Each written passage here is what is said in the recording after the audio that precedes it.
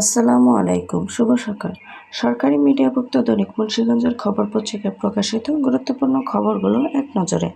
আজ বুধবার 5 জুন 2024 খ্রিস্টাব্দ, 22 জ্যৈষ্ঠ 1431 বঙ্গাব্দ, 27 চিলকত 1445 হিজরি। এবার শুনুন পত্রিকার আলোচিত খবরগুলো।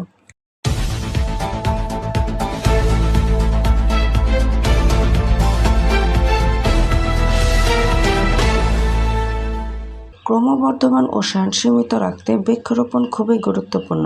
রাষ্ট্রপতি, আমাদের শিশুরা পিছিয়ে থাকবে না। প্রধানমন্ত্রী, বিশুদ্ধ ও নিরাপদ খাদ্য নিশ্চিত করা জরুরি। অ্যাডভোকেট সোয়ানা তাহমিনা। লৌহজংয়ে সেতু নির্মাণে রাখা হয়নি বিকল্প ব্যবস্থা। যোগাযোগ বিচ্ছিন্নতায় লাখো মানুষের দুর্ভোগ।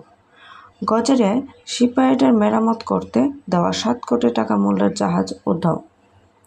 সিরাজদিখানে কুপিয়ে হত্যার ঘটনায় 19 জনকে আসামি করে মামলা, গ্রেফতার 3। সারা বছর বাঁশের সাঁকোতে গ্রামবাসীদের যাতায়াত। সোনারং বেতকা খালটি এখন পরিত্যক্ত জলাশয়ে পরিণত। দৈনিক মুন্সিগঞ্জের খবরের সংবাদ প্রকাশের পর সিরাজদিখানে অবৈধ বালু ভরাট বন্ধে ব্যবস্থা নিয়েছে প্রশাসন। তাপপ্রবাহ অব্যাহত থাকতে পারে। আবদুল্লাপুরে ভাঙাচোরা রাস্তায় ভোগান্তি নিয়ে গ্রামবাসীদের যাতায়াত।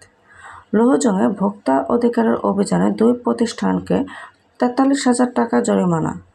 লৌহজংয়ে 60 এক বৃদ্ধের রহস্যজনক মৃত্যু, ঝুলন্ত লাশ উদ্ধার, স্বামী বড় ছেলে পলাতক। মুন্সিগঞ্জে রোগীদের কাছে জনপ্রিয় চিকিৎসক ডাক্তার সাইদুর রহমান হিমেল। লৌহজংয়ে কৃষক কিষানীদের দিনব্যাপী প্রশিক্ষণ প্রদান।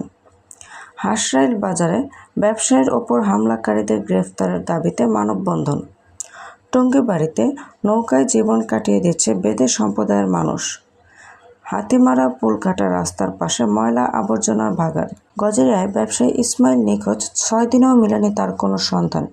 লৌহজংয়ে নবনির্বাচিত উপজেলা পরিষদের চেয়ারম্যান BM শোয়েবকে সংবর্ধনা।